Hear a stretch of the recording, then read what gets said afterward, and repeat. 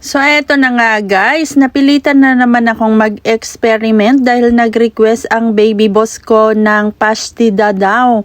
So syempre wala naman akong alam sa pastida na yan. So ayan, naggadgad na naman ako ng mga gulay-gulay kasi nga ayun.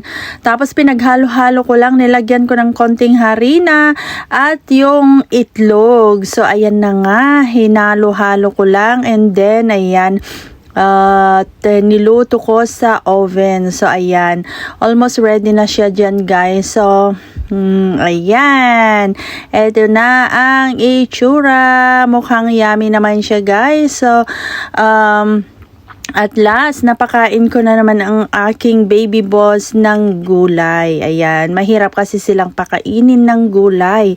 So, eto lang yung tanging paraan para mapakain ko sila ng gulay. O, diba guys? Ayan, para-paraan na lang tayo. O, diba? Meron na naman tayong ipapakain sa ating baby boss. Ayan, ganyan ang itsura niya guys, o. O, diba? Pwede na yan. Pagtiyagaan. O, diba? Siyempre, tikman natin. So far, yummy siya guys. Promise sa inyo.